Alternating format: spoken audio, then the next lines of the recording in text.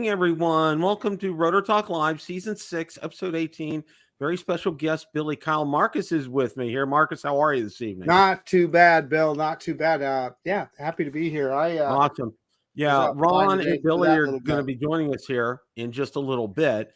And, you know, everybody, I'm still, I know Marcus is as excited as I am. I got a little bit of good news today. My ship date has moved up a day for the Mavic 3 Pro to May 8th. So, you know, and the reason that's important to me is because on the 17th, we're going to be heading up to Ohio, get to meet our second granddaughter for the first time. So, and plus there's a ham radio convention going on about an hour outside of where my kids live. So we're going to have some fun for a few days up there, but I'm excited because that'll be a day sooner. I can get that and I can get it up in the air, because I'm real anxious to do that before I go on my trip. Probably going to take the Mini 3 with us. And I wanted to relay a story here, and I'm going to greet everybody after I do that. My son-in-law this weekend was flying with my granddaughter, okay? And it started raining, so he was trying to get back in the house and get her in the house and everything, and he was carrying the Fimi in, and he held the door open for my granddaughter, and something slipped from his hand, and that was the Fimi, and he broke 2 arms on the Fimi, so he's in replacement mode right now. So that's what he was going to try to repair it, but by the time he would add up the parts and tools, be able to do that, it would pay for probably half a drone. So he's probably gonna go that route. So Andy, my hat's off to you, and we wish you the best of luck getting that resolved. Let's see who is all here tonight. I know we got a pretty full house. Jaybird's here, Flying Flynn, 107 Drones, Akarasho, Lauren is here, Art is here. Welcome, Art. Mr. B is here. Richard is here. Welcome, Richard. Let's see, 107 Drones. I'm pretty sure I got you drone shots. Leonard Oglesby. Let's see who else we got here. Drone Viking, Drone Views Media, and Lloyd, the Grumpy Vlogger. All right. Well, like I said, it's been a great week. I'm thoroughly excited about getting the Mavic 3 Pro, and I know you are too, Marcus. Boy, howdy. I'm pretty excited for that drone. Bill and I were talking right just before the show, kind of reaffirming the Mavic 3 for both of us is the best drone that we've ever owned. And this Mavic 3 Pro just builds on that. So, I'm looking forward to it. I've been, I sold my Mavic 3 to DeMarco, and I'm starting to get the shakes, Bill. I've been too long without a Mavic 3. I need it. Yeah. Well, I'm kind of the same way, because, my wife asked me, she says, well, why'd you sell it? And I said, well, first thing I'll say, it was the best drone I ever owned. And conversely, the Mavic 3 Pro is going to be the best drone I've ever owned. So, and I'm anxious to get it and, get it in time before we head up to Ohio to be able to get a couple of flights in before we go, because I'm not taking that with me to Ohio. Oh, and I did some investigating. I'm a big fan of Leicas cases, and I'm going to do some reviews on them, because I think they make an exceptional case. And one of the things that they do, Marcus, that I really like is where their foam is. Okay. The props and the ESCs, everything sits below the foam line, which I absolutely love. Okay. Because, there's the eggshell on top, but it's not pressing down on it, which, and I learned that a long time ago from our good friend, Rick Smith, who, by the way, guess what? I heard from him this week. And you know why we haven't heard from him? He had knee replacement surgery. Oh, goodness. Well, I wish him the best. He's just getting back on his feet, so to speak. And Rick, we wish you the best and hope you recover well from that. But yeah, I'm going to be doing a series on my Leicas cases, because I got one for the Mini 3 Pro and I got one for the Mavic 3 Pro or Mavic 3. But I emailed them and I asked them, and he said they are going to be coming out with one for the Pro, simply because the size of that camera is different. It won't work in the Mavic 3 Classic, and the Mavic 3 will work in there, but not the Mavic 3 Pro. So, Bill, to your point, I've been worried about that too. So this has been my Mavic case, and I was wondering the same thing. And I still got my my batteries and so forth in there. But to your point, right here is where that thing is going to fit. And I have a feeling that molded part right there, nah, it's not going to work with that new camera. Yeah, I think you're right. Yeah. And so I asked him, and he said they're coming out with one in short order. So he said, stay tuned. But the thing about Leica's cases for me, Marcus, they don't go more than like $85 or $90 for their top tier cases. And then you look at some of those, I forget their Go, gosh, I forget the name of them, but you know, they run like 160, $170. And, you know, basically it's the same kind of case, but those prop line, you know, the props sit up above that foam. And I'm not, like I said, I'm not a big fan of that. One of the things that Leica's did that I really liked was, you know, the charging bar that you get that charges the 3 batteries for the Mavic 3. Right. Okay. It fits below the drone. There's a cutout for it below the drone. So it fits in there. In my Leica's case, I could take both the DJI RC Pro and the DJI and the controller that came with it. I could fit both of them in there. Plus, it had room for like almost up to 6 batteries in there. I mean, it was incredible, and I paid like $75 for it. I mean, it's just, and it's well built. I mean, it's as well built as those other cases that are on the market. So I'm going to be doing some videos on them because I'm really a big fan of them. I think they do a really good job. Yeah. So similar to a GPC case, Bill, but GPC. Yeah, that's it. That's who I was thinking of. Yep. Yeah, I was thinking a GPC. So yeah, it took me a second to think of it too. yeah. I was like, who is it? It's GPC. Yeah, but no, I think they do a great job, and he's going to be in touch with me. He'll drop me a link, and I'll let you guys know when that's going to hit. So, like I said, Billy's going to be here. I did confirm with him that he'll be on tonight, and I did send him a link for the show, so he should be on shortly, and so should Ron. You know, with all that being said, you know, one of the other things that, you know, some of the things we're going to talk about tonight, obviously I want to talk about the Mavic 3 Pro with Billy. Also want to ask him about the Inspire 3 because really like to get his take on things with the Inspire 3 and see what he thinks regarding that, because it's a, you know, it's a different ball game than the Inspire 2. I mean, it really kind of ups the ante in terms of the camera and the capabilities with the drone itself, and just kind of see what his thoughts are about that. You know, one of the other things, Marcus, that I wanted to talk about, and you know, it's interesting because I saw there was some discussion. Was it some? And I just happened the other day to go to my Spark group, and you know, people are asking about remote ID modules and if DJI is going to do anything, and the answer is no. But DJI responded back, and there was a good dialogue saying, you know, that there will be remote ID modules that will work with drones like the Spark, and then the original Mavic Air, because that's not going to be covered. The original Mavic Pro, I don't think that's going to be covered. So, you know, you're going to have to get that add-on module to be able to use those drones. Now, one that I haven't heard of, and they really haven't, DJI's kind of been quiet on, is the Phantom 4 Pro. Whether or not they're going to have a remote ID module, whether, you know, the software is going to work for that, or that you're going to have to buy a remote ID module. I haven't heard anything on that.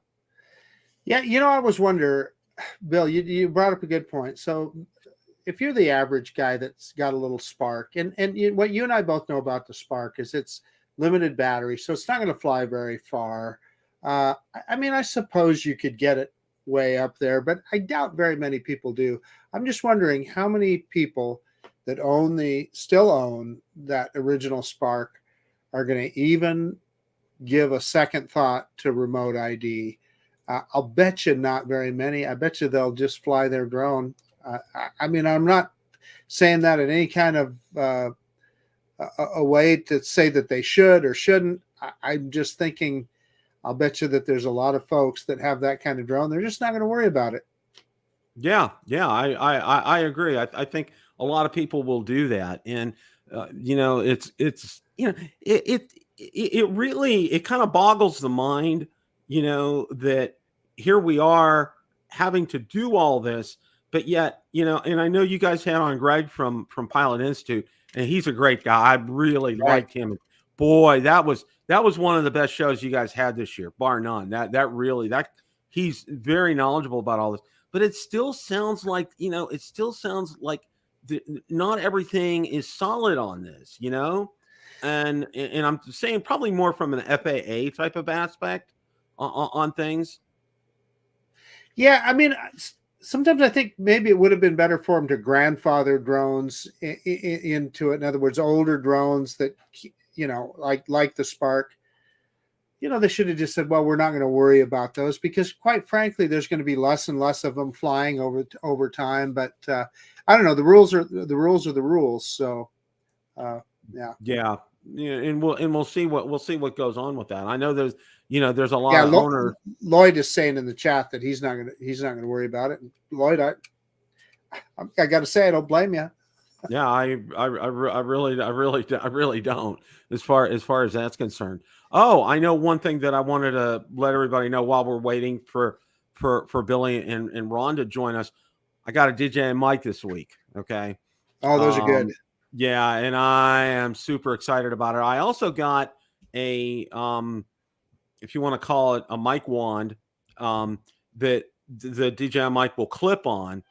So, you know, when I'm going around, because what I'm going to, it's kind of like it's, for lack of a better term, it's kind of like a convention, but they have booths, and all the vendors are in the booths. And I'm going to go up and do, because I got a media pass, so I get to go in for free. It's like a $25 ticket.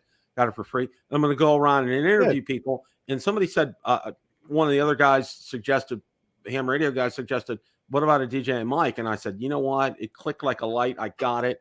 I've got it charged up. I haven't tried it out yet, but I'm really looking forward to using that, because the audio is crisp, clear. And I know you, Marcus, your audio is just absolutely spot on. It's one of the best pieces of equipment I have ever purchased. That's all I'll say about that. It's awesome. Well, what really kind of was funny was I got it from Adorama, but they had it with a kit where they added 2 lavalier mics, and I didn't want to get the lavalier mics. And I'm like, wait a minute here. No, I don't want these. I said, time out. So I canceled the order, and then I reordered it again.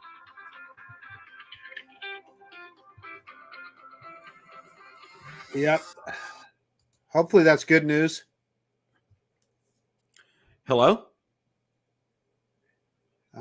Well, Bill is on that. So anyway, I'll tell you is I went out with the Avata today, and had my very first flight with it, and it turned out to be just a little bit of a comedy of errors. I finally figured out what I was doing wrong, and I'm going to put together the video, because, as you guys know, I show everything warts and all when I go out on a flight. But let me just give you the kind of the long and the short of it. So I got the motion controller here, the motion controller 2, pretty cool. And I'm got to be honest with you, I was feeling pretty cocky. I'm feeling like, I'm not going to have a problem flying this guy.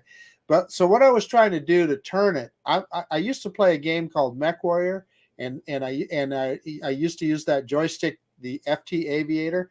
Well, to yaw with that, you would twist. So I was used to that function instead of tilting. I had that drone spinning in circles before I figured out that no, I just need to tilt. But anyway, that's the long and the short of it. Bill's back, and Ron has joined us. So Bill, it's your show. Ron, how are you this evening? Good, Bill. Sorry I had internet connections. T-Mobile was down for a few minutes, but we got it back up again. I see I'm a little late to Bill, the FPV drone reviewer show. Marcus was telling us about his adventure, so I'm really looking forward to that. Seeing how that went for you, Marcus. It was an adventure is a good way to describe it, Bill. And we're looking forward to that. That's going to be a good video. Yeah. So Ron, I just was letting Marcus know that my ship date moved up a day on the Mavic 3 Pro. Oh, what does it move up to? May 8th. It moved up from May 9th to May 8th. And so, what day of the week is the 8th? Let's see. Today's what? That is Monday, Bill. That would be Monday. That would be Monday. Oh, wow. Monday. Wow. Which is good for me because I was telling Marcus that, it would give me pretty much a full week of being able to test that out before I go, because we're heading up to Ohio the next week for vacation. So give me a whole week to kind of play around with it and test it out and see how things are. Good. Yeah. So I just want to let everybody know I emailed Billy again. I'm sorry. I apologize. I don't know where he's at. But I emailed him again. So I'll text him for you. Yeah, I was just going to go ahead, Ron. That's fine. But yeah, I'm real excited about that, and I'm glad it's going to finally be on its way.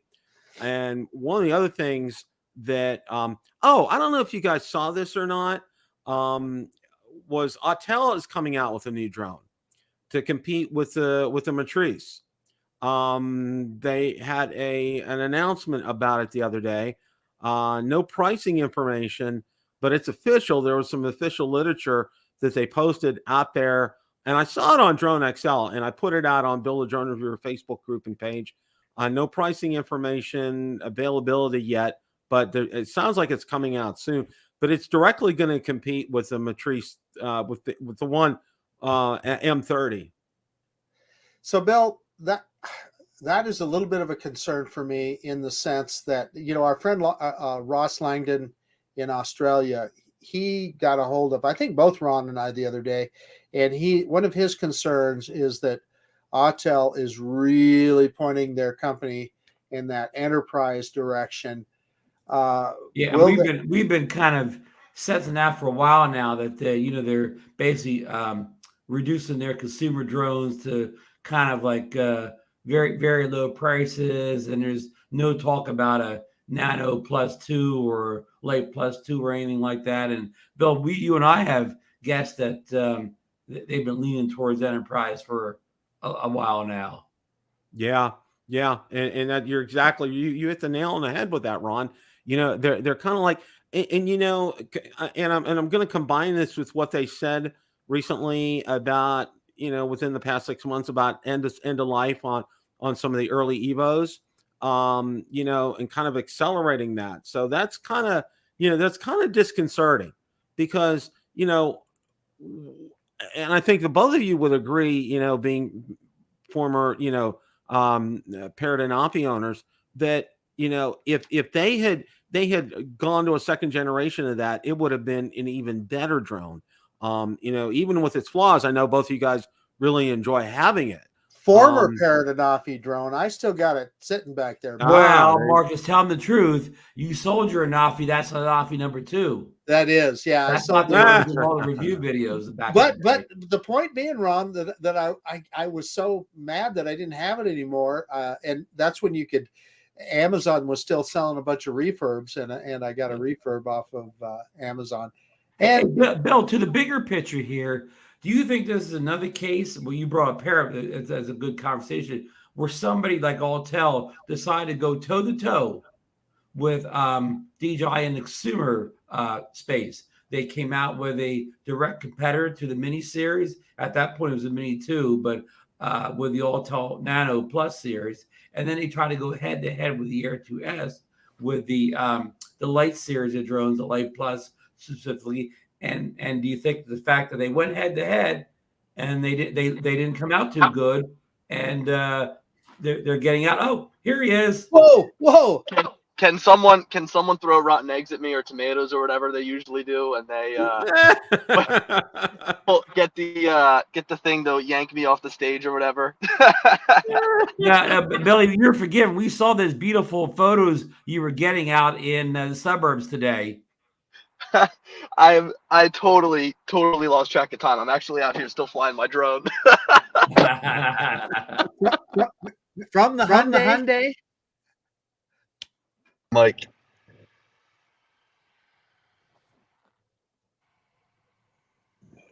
Sound check. There we are. We're good.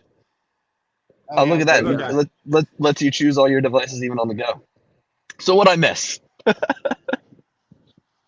Oh, not much. We were just kind of, Bill was talking about the new Alltel Enterprise drone. How Alltel seems to be moving towards the enterprise away from the consumer drone market. And I said, well, is another case we were talking about Parrot 2, where somebody tried to go up head to head with DJI's consumer drones. The Nano went head to head with DJI's mini drones, and the Late went head to head with the Air 2S series of drones with DJI, and I think they lost badly.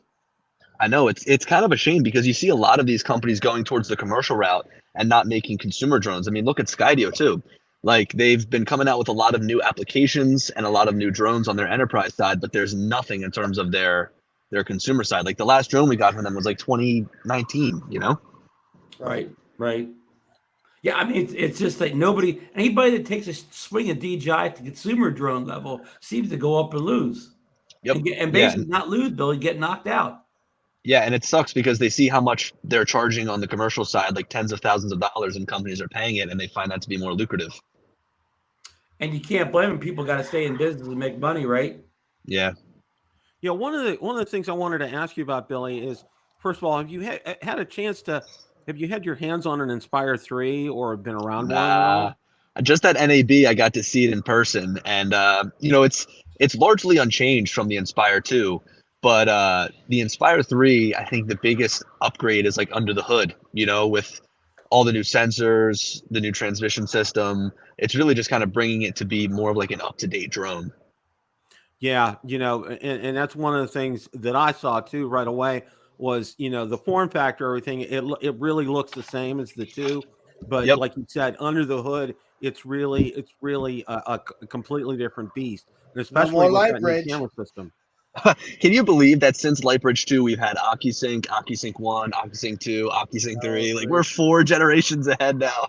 Well, even funny, Billy. Remember, we thought Lightbridge was the bomb back in the day. Yeah, I mean, it's so funny because you always think like, how can technology get any better? And then it does, right? Like even now, we're looking at OcuSync 3. We're like, how can it get any better? But we're gonna look back on these days and just laugh. Bill, I'm gonna really age myself here, Billy, and Bill will relate to this, and Ron too, for that matter. But this is the truth. I remember way in the 90s when we had 56K modems, there were whole articles and people saying, you know what, we're never going to get faster than 56K. That's the limit. They can compress a little bit packets, but that'll be the end of it. And And now we have Apple Watches. Exactly. Right. So the Mavic 3 Pro, Billy. I mean, and I got to say this, I was getting one anyway, but then I saw your video, and I saw your video with the Hyperlapse, and I'm like, okay, dude, you just sold another drone for DJI. Okay, because it was just phenomenal. It's so funny because I'm out here getting some example hyperlapses for a video that I'm working on, and I would never fly from a spot like this. I'm way outside of the city, but with the 3X, like you're able to perfectly punch in and see. I mean, I don't know if you guys would be able to. See, good. It's kind of tough because I'm using the front-facing camera here, but that's like a view that you would normally never get with a drone.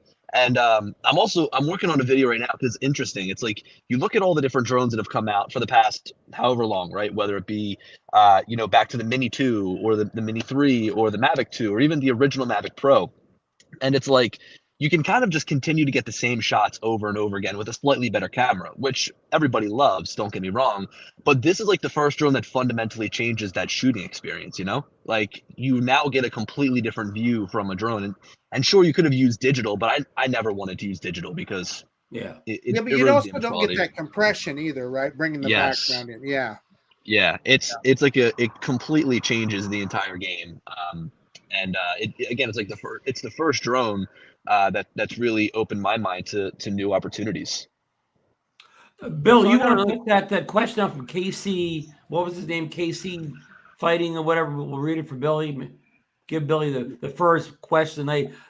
KC Crime Fighter Reviews and Crime Fighting asked Billy, if you have a Mavic 3, should you get the Mavic 3 Pro or wait for the Air 3S? I use the drone to film crime scenes to generate tips in unsolved crimes. I would just say stick with the Mavic 3 if you're doing something like that primarily. The Mavic 3 Pro wouldn't give too much of a benefit unless you wanted to stay up higher and zoom down in on that crime scene and take some That's photos. what I was going to say. Depends on how far off he needs to stand off with the drone, right? Yeah. Yeah.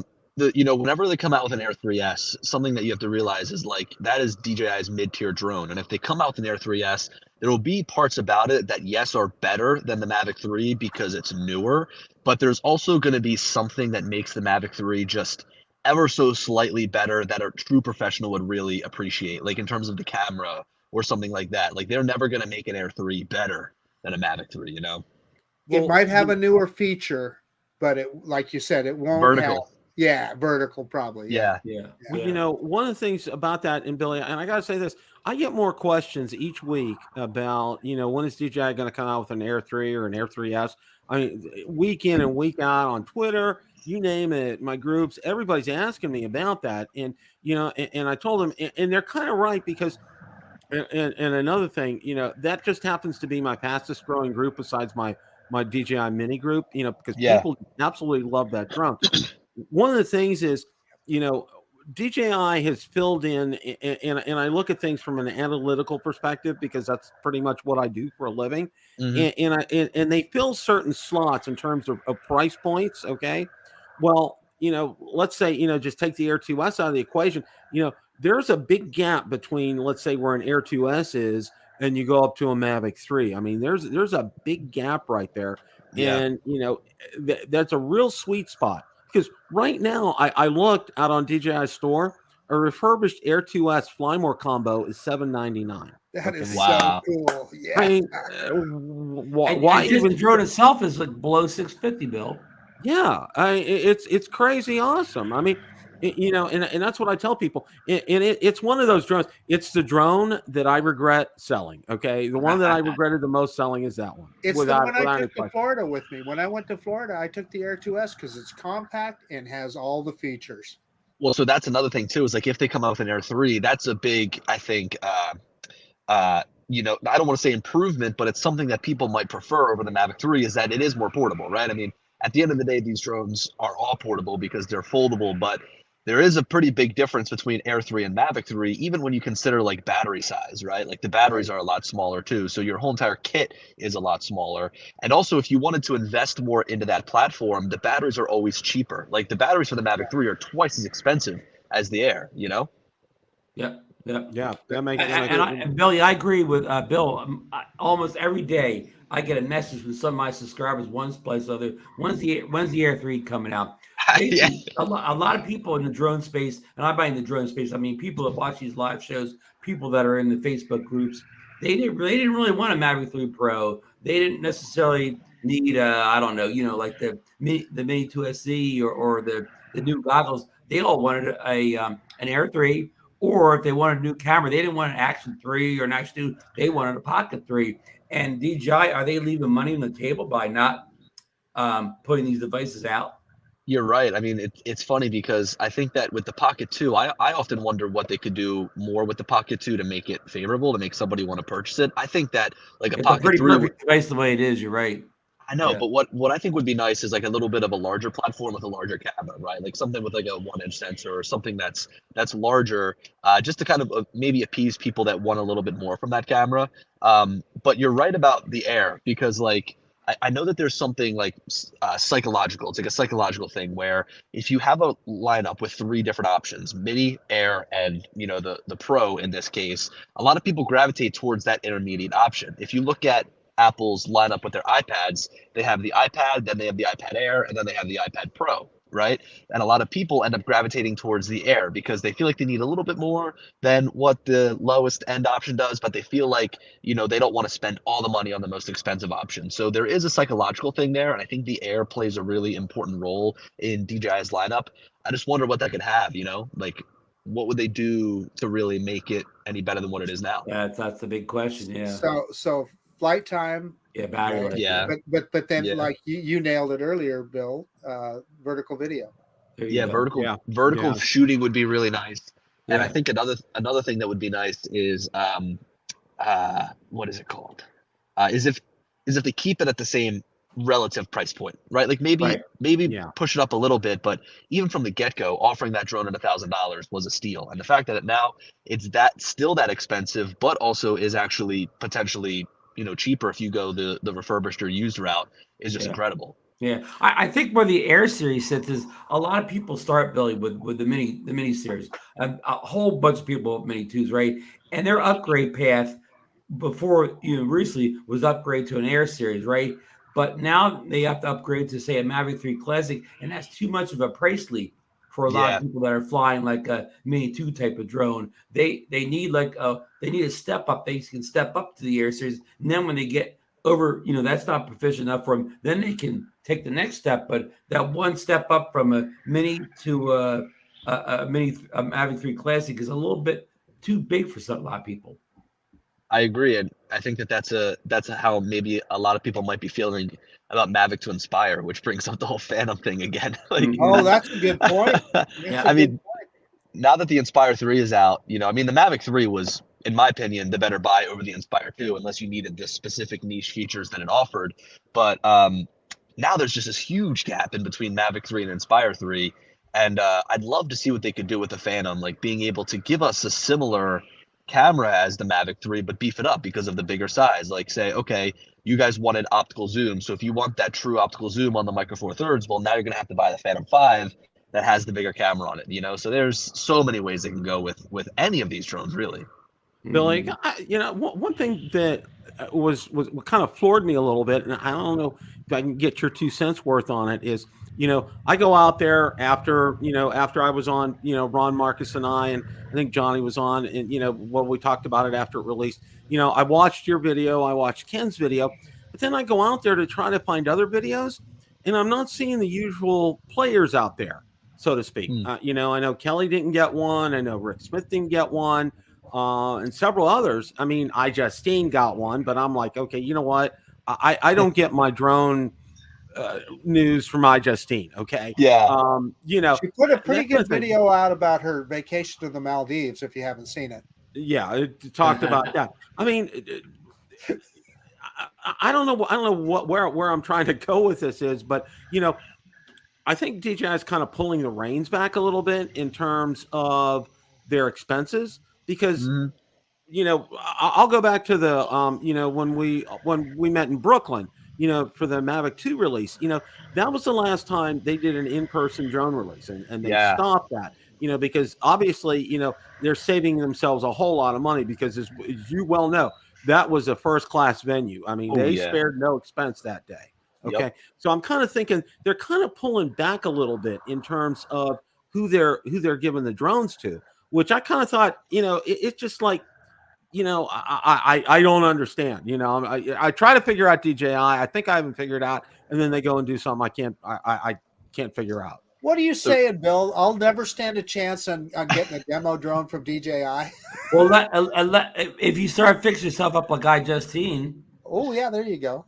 So here's what I think about it. I think that when Mavic 3 came out, they didn't sell a lot of them, apparently, right? I mean, I don't know the exact numbers, but I know that the Mavic 3 release, they didn't sell a lot of them. I think that has to do with the state of the drone when it first came out, GPS issues, this, that, whatever. It just maybe was a half-baked drone. It was more the praise than anything else, Billy. Exactly. So that's the thing too, right? It's a professional level drone. And I remember when they sent it to me, as well as other people, they sent everybody the Cine model of the drone, which really made it seem more expensive, right? Because you're looking at this drone, it's $5,000. People have the $5,000 version of the drone, and it kind of makes everybody think that it's more expensive than it is, right? So I think that they understood that. And this go around with the Mavic 3 Pro, when choosing who to send it to, they first of all sent it to creators that I think have an audience that would be more geared towards that. Like usually with my channel, I go from, almost like the intermediate to the higher level stuff. Like I like to cover stuff from like Air all the way up to like the Matrice series of drones and stuff like that. And I'll still cover the Mini because I think that drone is great, but I don't push on that as much. Whereas I think that, with Drone Valley and with Ready Set Drone, so, Rick and Kelly, I think that both of them have an audience that caters more towards the beginner side of things personally. Like that's just how I view their channel. So I think that when they're choosing people to partner up with, I think that they look at, like what their strengths are and then figure it out from there. So that's just and Kelly is slid over to the FPV space a little bit too. Yes, yeah. And also nobody got the Cine version of the Mavic 3 Pro except for I think Potato Jet. So I think that they realized I mean, look, Potato Jet makes videos on, the like Arri cameras, he makes videos on Red's cameras, so he has an audience that would. He does, yeah, you're right. Yeah, I mean, his audience can relate to something like that. You know what I mean? So I think that they kind of did a recheck in their mind, and they were like, hey, who when we partner up with them, like which drone would be best, Yeah. So in other words, I think what you're, and I get you now that you say it, it makes sense. They're gearing it more specifically to those kind of content creators that, especially, who would follow you or say follow Ken, because, they're real, they're either, and you hit it real well, like from intermediate to advanced, because, you look at your videos, you look at Ken's videos. I'm picking on Ken again, but hey, why not? It's always an easy thing to do. No, you guys do the, and I call it the rock and roll tongue thing, because, and I'll never forget this. Okay, we're in Brooklyn, okay, and we're looking at the whole table of all the Mavic 2, pros and zooms there, and you are so focused. I could have sworn I saw your tongue come out just a little bit because you were just so focused in your detail, and and Ken's the same way. He'll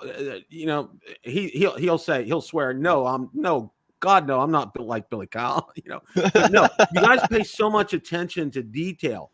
And I think that's the thing that people really kind of gravitate. That's why I first gravitated to your channel, is that attention to detail that you have. And I think people know that and they recognize that. And the same with Ken. Okay.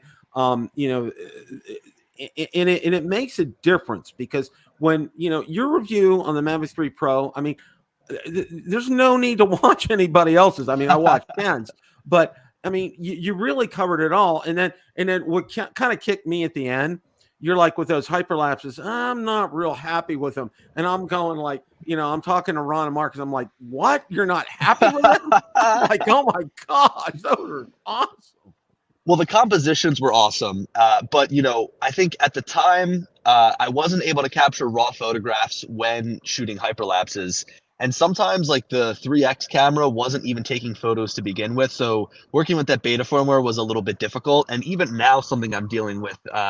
There's a lot of drift when using the waypoints. Like the camera just likes to drift to the left and drift to the right, so it does make it a little bit challenging when trying to use the longer focal length. I'm hoping it's just like one of those initial bugs that maybe will get, fixed over time. But it's true for anything. It's like when you're using that longer focal length, it's more difficult to stabilize it, no matter if it's on a gimbal, if you're holding the camera or anything, so there's always going to be a little bit more shake. But I think that, the software and the hardware that they have built in mitigates that pretty well. Yeah. It's just like, Billy, if you, even with a regular camera, if you have it zoomed out the, 400 feet or something like that, even on a tripod, you still have to almost remote trigger it, or you'll get a shake. Yeah. It's very sensitive. And you think about it, when you put the drone up, you're dealing with all this wind that you wouldn't deal with on the ground. Yeah.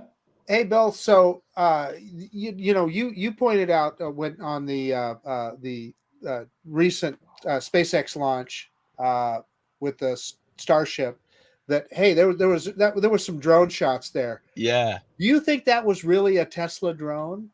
Oh no. Let's just throw it out there. Second question. Have you decided Model X or Model Y? I'm going with the Model Y.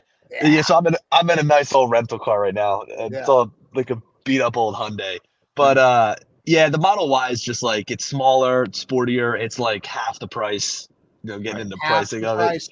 And almost the same functionality. Yeah. So close. Yeah. Yeah, but it's funny, driving a gas car has made me miss driving an electric car. Like really. Yeah. But hey, a Tesla drone would be nice. Maybe that's what I'm saying. We've all got to tweet at Elon and make him release it. Yeah, exactly. Get it out of the wrap. So Billy, tell us, how's your business going? How you doing with that? Good.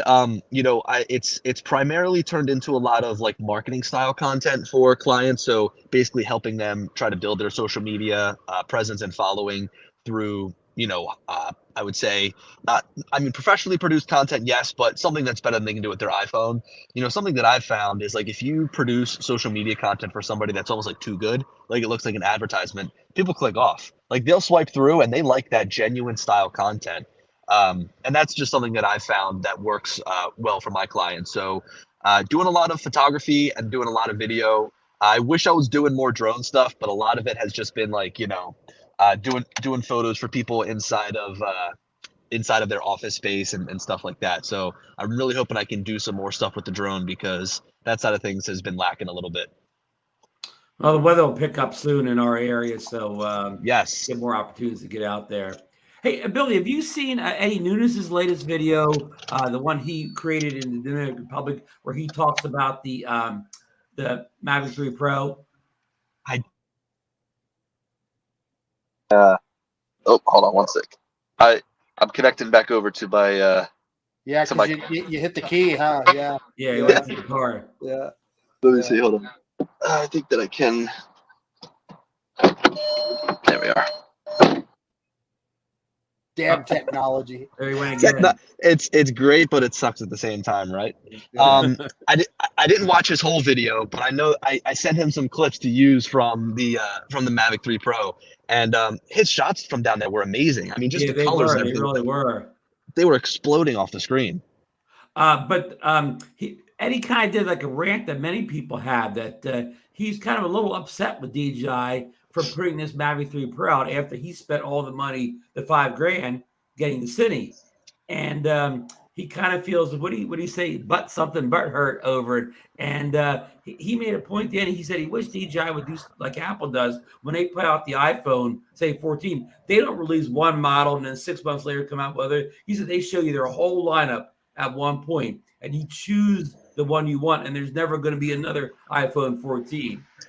Yeah, look, I'm kind of in the same boat. I mean, personally, what I wish they did right off the bat was, first of all, make it modular, swap out the cameras, right? Being able to do stuff like that. Yeah. So how cool would it be if they came out with 3 different airframes right off the bat, a Cine airframe and a regular airframe, as well as like an Enterprise airframe, right? And each of them had their benefits of like the SSD and things like that.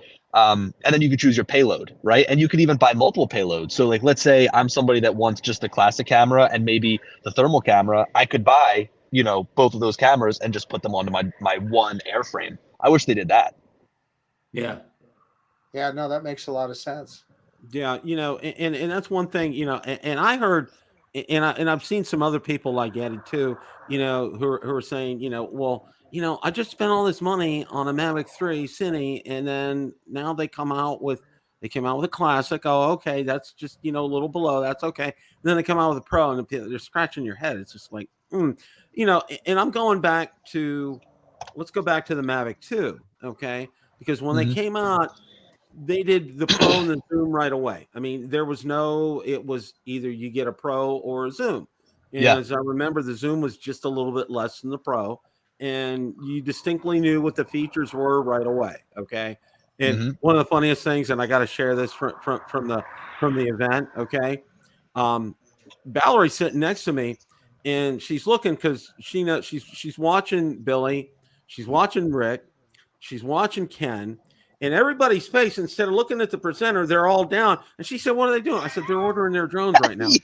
Yeah, it was hilarious. It was just like, all the heads are down. She says, aren't they looking at the speaker? They're ordering their drones. Got to get the order in as fast as possible. Well, I remember, what a cluster that was. Because, right? Because they were rejecting payments for some reason. Whoever was processing their payments, it's just like, I had money in the account. What do you guys think about this light? What do you guys think about this lighting situation? Hey, it works. It works. They were rejecting stuff left and right, and it wasn't until like 1 o'clock in the afternoon that I finally got it through. And I'm like, God, what was? Yeah, I don't know what the deal with. People were really thick about that. Yeah, and remember with the Mavic Pro, how much of a fiasco that launch was. Oh, I mean, they couldn't make those things fast enough to the point where you'd order it and you'd be waiting 3 months. Yeah. People ordered them in October, and they weren't getting them until December, and people were not happy. Well, I think that's at the time. after that, what DJI did to rectify that situation, I talked to some people. That's when they built more distribution centers, like in Chicago and New Jersey and Atlanta, to take care of that, so they would have an even distribution when a launch would come. Yep. Yeah. And that was huge. And they use like drone nerds and other people throughout the United States. So that was definitely a big part of it. And I just remember with the Mavic Pro, from a manufacturing standpoint, their quality control was really bad. Like, I don't know if you remember, but like almost every single drone had some sort of issue. Mm-hmm. Of course, most people couldn't get the drone for 6 months after it was released. They had a supply issue also. Yes. I remember I had a focus issue where the whole entire right side of my camera was just completely out of focus. And that was one of the big issues that people were experiencing.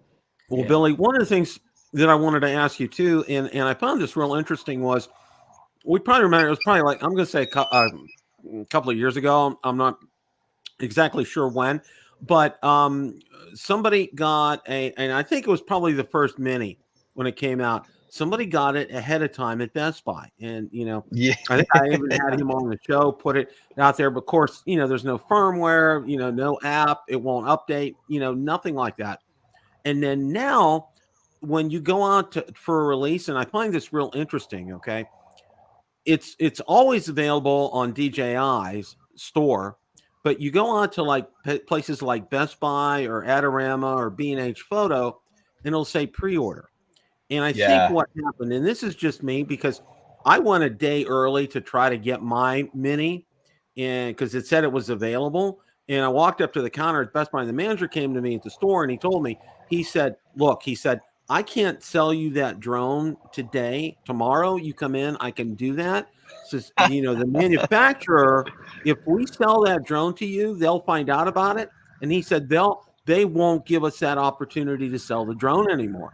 I think what's happened is DJI has said, okay, we're going to be the mothership. We're going to go ahead whenever there's a release. You're going to have to buy off of us first, and then we'll get it out to, Adorama, B&H, Amazon, and Best Buy afterwards, because we want you guys to buy off of us. That makes a whole lot of sense. I agree. And, you're not seeing many leaks as of recent from Best Buy. Like, you're not seeing like people going in and buying it the day before, for example, or you're not seeing pictures from like the back of house area from a Best Buy. Like, a lot of these leaks seem to be coming from overseas during the testing period, right? So it seems like DJI has done a good job at curbing the leaks coming from, everyday consumers. But I think the next thing that they need to do is understand how to curb their own employees while they're testing the drone from leaking photos and leaking images. Yeah. Well, and I got to say this, like Autel, all right? I firmly believe that a lot of stuff that he puts out there gets out there with DJI's blessing. Okay. Yes. Let's just put it to you that way, because more often than not, and Ron and Marcus and I have talked about this, more often than not, especially I think it was last year, Ron said, with the exception of maybe 2 or 3 things, he was spot on with everything that came out, I think, in 2022. Yeah, he and it always seemed like he was on a schedule, right? Like, it always seems like there was like a schedule to it. Like, he was always like a month-ish out. Yeah. Yeah. And now, of course, he has help now. He has at Deals Drones and Jasper Ellens. But it's funny, that month out, Billy, when they post, they all post the same weekend. They all tweet the same. All their leaks came up the same weekend about a month before. Yep. And that's why I think that you're right, that they're just, DJI is pumping them the information. But here's another thing that's interesting that they've done for the past 2 releases, right? The Mavic 3 and the Inspire 3.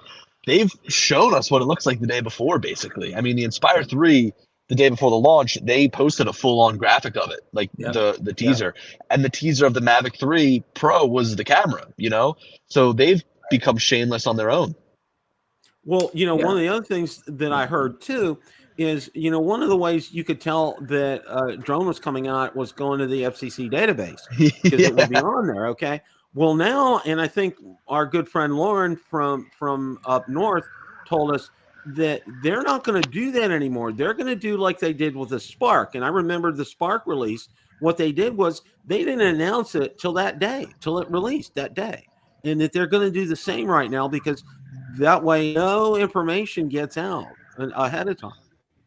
It's, here's the thing is I think that in the smartphone world, competition is so fierce, and that's why, you have such strict embargoes, and it's crazy when there's a leak and there's all this stuff, right? But I mean, who's copying DJI in the drone space? I mean, who is going to jump on an opportunity when there's leaks even a couple of months away? I mean, like they could leak something that's 3 months away and DJI would be totally fine because nobody's going to jump on and copy it, Right. Yep. Right. Unheard of. Bill Grace, what did Bill Grace say there? Interchangeable cameras on the Mavic. Yeah, I've heard about this. Oh yeah.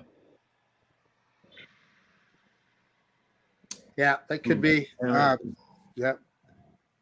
I've heard about this. Well, I mean, Autel has tried that in the past, Billy. When the Evo 2 series of drones came out, they promised interchangeable cameras that never showed up. Yeah, and I mean, I do remember that, but you're promising an interchangeable camera between two very similar camera systems. I mean, if you're going to do interchangeable cameras, you should do very different camera systems, right? Mm-hmm. Like, I mean, at least there's a difference between the classic and the pro camera on the Mavic 3, for example. But even that, I think, isn't that big of a difference. I mean, I almost wish they came out with specialized payloads. Like when you put this camera on your drone, it is only a 3x zoom. You know what I mean? Mm-hmm. Like make it that specialized. Yeah. I remember the Mavic 2 Pro series, people would buy it, whether they have a lot of people bought the zoom, but then they bought just the camera for the Mavic 2 Pro. And even though you're not supposed to use or do it, they figured out how to do it themselves. And some people switched the camera back and forth depending if they wanted to zoom or they wanted like one in center. I forget who that was. It's somebody in our community. Ken did. I think Ken did it. Yeah, there were people that said they could switch that camera in 5 minutes. Yeah, and they would do it just depending on what they wanted to shoot that day. See, that's a good difference, though. You have the better camera with 1-inch sensor, gives you a much better image, or you could go with the one that zooms. Yeah. Right. Yeah. True. Good point. Yeah. So Bill bought the Mavic 3 Pro. Marcus, did you? Oh yeah. Yeah. Of course. Ron, I know you're holding out. Yeah. Well, what I did is that day. Guess what I ordered that day? I ordered the Nano. I mean, not the Nano. I ordered the Avata instead. Oh, nice. I did both. I got the Explorer kit with the new goggles and everything because the big news that day also was not just the Mavic 3 Pro, but finally, after years of waiting, goggle compatibility with the camera drones. I know you made a couple of videos on that already. Do you think that's going to be a big deal or just kind of like a little fad? Look, I think it's going to be a big deal if they can give us the opportunity to use it without the freaking motion controller. Oh, right. Because the motion controller is a ton of fun to use on the Avata and a ton of fun to use on the FPV drone. And yeah, it's cool to use on like the Mini 3 or the Mavic 3, whichever you end up flying it with. But I just feel like being able to throw the goggles Integra on and fly with a regular controller would be amazing because we're getting into the time now, summer, it's going to be super bright. Hard to see, in the middle of the day. So being able to throw goggles on would really decrease eye strain. I mean, of course, the RC Pro and a lot of these controllers have a super bright screen that's easy to use and easy to work with and easy to see. But you don't forget that, you're squinting the whole entire time while looking at it. Not as easy as having the goggles in your head. Bill, you have all three goggles. You have the V2s, the Goggle 2s, and the Integra. Have you picked a favorite among those three? Integra by far. I'm always somebody that would prefer to have something that's like a little bit more portable if you're losing a little bit of functionality. I mean, for what you lose between Goggles 2 and Goggles Integra, I just think it's so worth it to go with the Integra. And they're cheaper too. They're less expensive. True. You brought up the controllers, and that's one of the things I wanted to ask you. And Ron and Marcus and I, talked about this a little bit as well too. Is do you think and foresee a day when all that DJI is going to offer is like a DJI RC with a screen instead of just like the old standard controller? So basically making the RC the stock controller instead of the RCN one.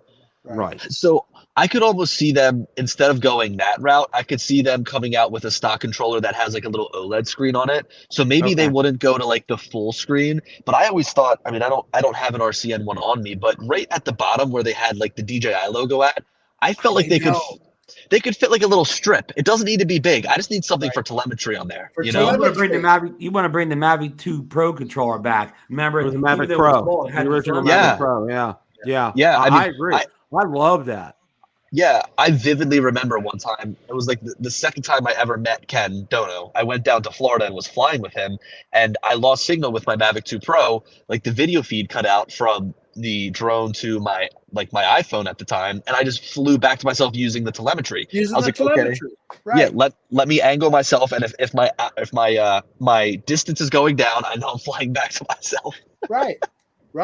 Yeah. So that was always really nice to have. And I still even wish on the RC Pro, they'd give us a little dedicated telemetry strip, like right there in between, you know, the power and the home button. Give us a little thing for dedicated telemetry on there, because you can lose the video feed and you're SOL. Yep. Yeah. Oh, yeah. That happened to me one time, Billy, with the Autel Evo 2 Pro. Like, even though that has, you know, I lost my FPV feed from my phone or whatever, but, you know, I had all the telemetry on the screen of the Autel controller.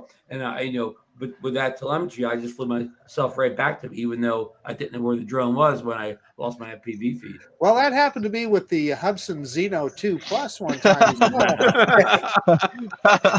You don't say. To Marcus' point, even Hubsan drones have those screens built on their controllers.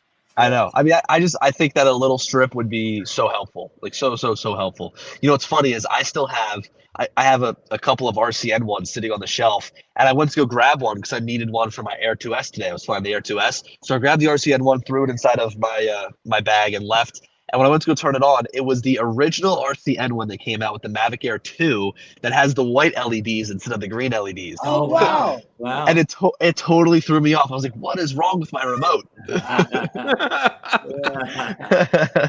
Cool. So, Billy, what do you think? I mean, you know, and we constantly talk about this, and that's, I think, probably the second most asked question is, what else do you think DJI is going to come out with this year? I mean, you know, it's just been a whirlwind the past couple of years with releases, and I'm like, okay, what else are they going to come out with? You know, it's like people, you know, that's one of the other questions that I know I get asked a lot about.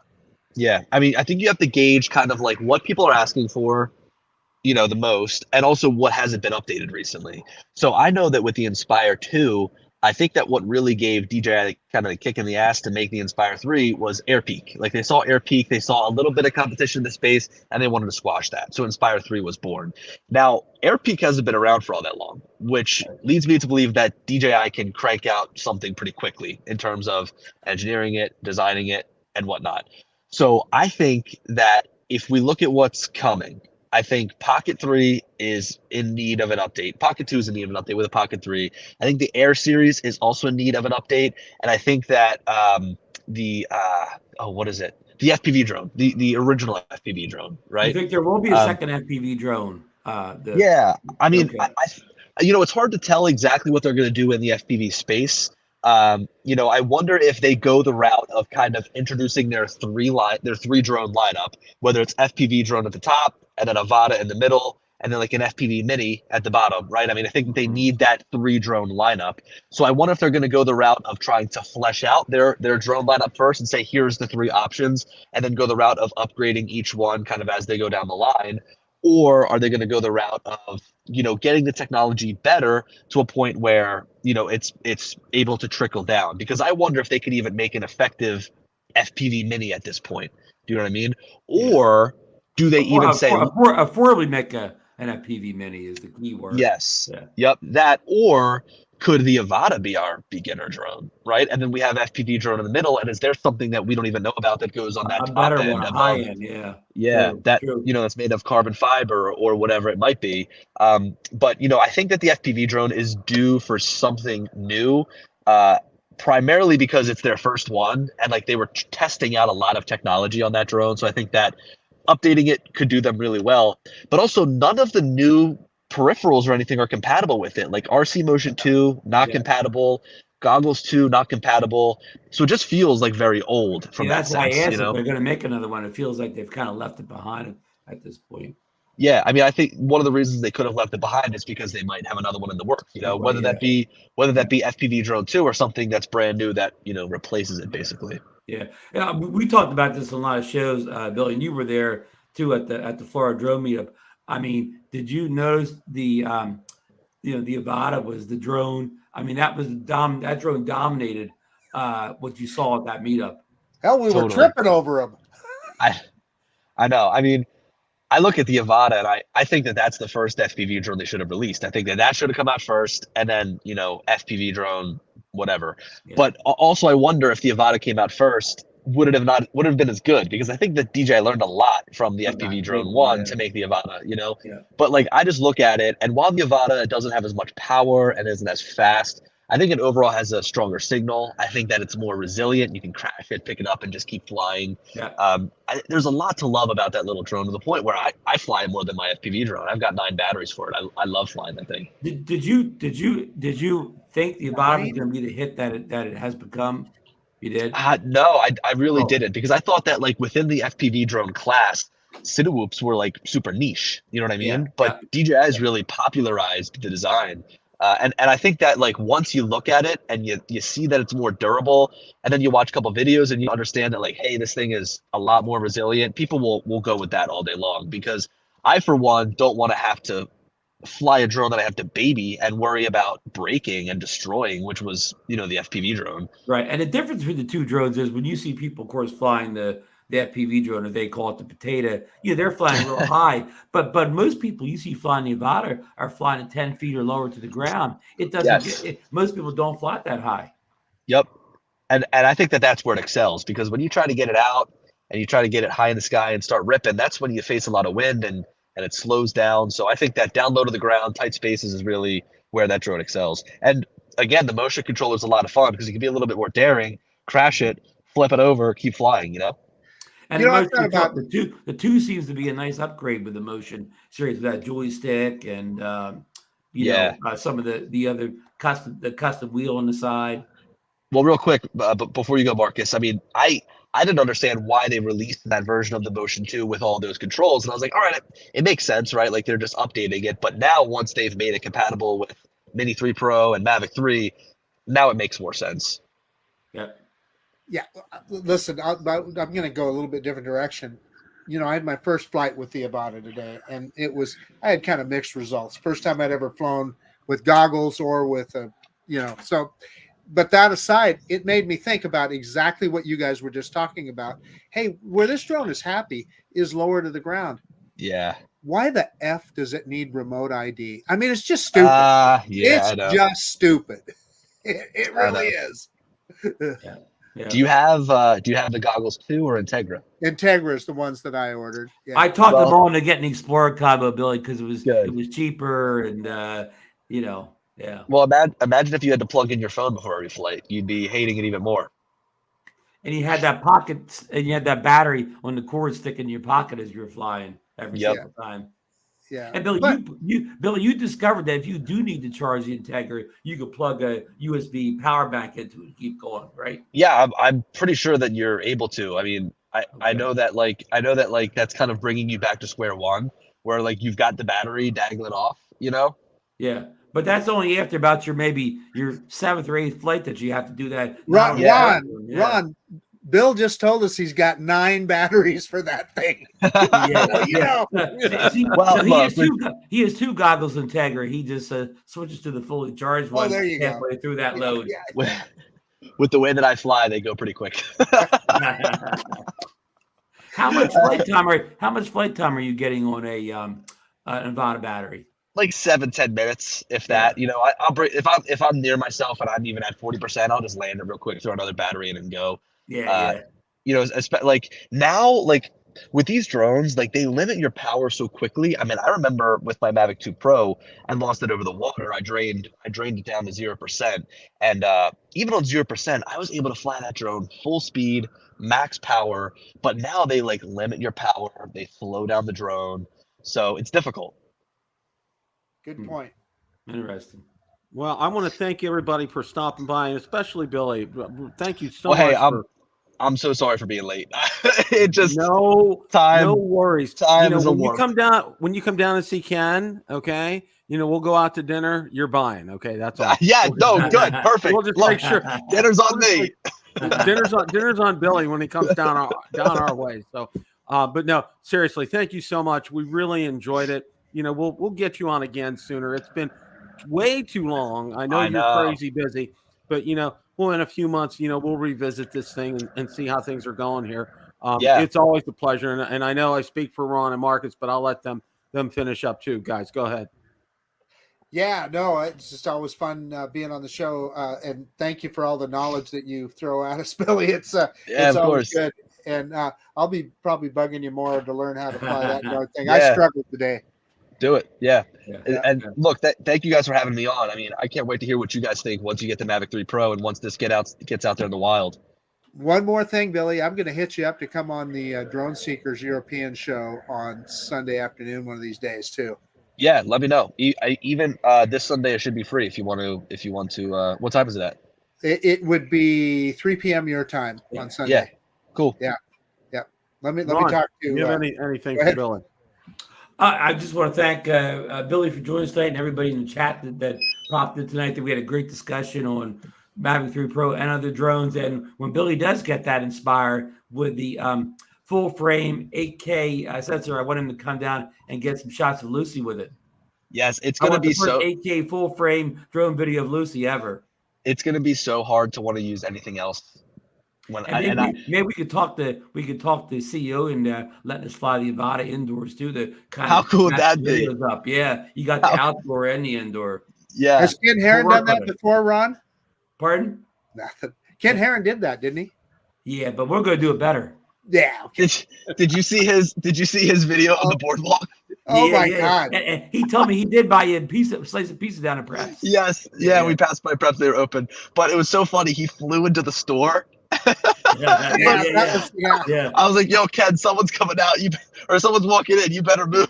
But the people working the store didn't go crazy. They just kind of stood there and watched it. That was the cool thing. It's off season down the Jersey Shore. Like anything happens during that time. You got lucky that day. You picked the best day of the month to go down. It was beautiful out, really. Yeah. You were hot, when you got done. The Suris, people don't know that Suri Billy pedal. They're heavy. Yeah, they're heavy, especially when you're carrying a guy around that's flying an FPV drone. And they're meant for 4 people to pedal, not just 2, right? Yeah. Yeah. I was just grateful you avoided the kiss. It's so funny because I heard him setting that up and I was like, I know what he's gonna do. I was like, I should just run away before he even turns around and just be gone. Where's Billy? Well, thanks everybody once again, Billy. Thank you so much. We'll get you back on again this year, I promise. Yeah, sweet. As always, guys, great day to fly. Take care, everybody.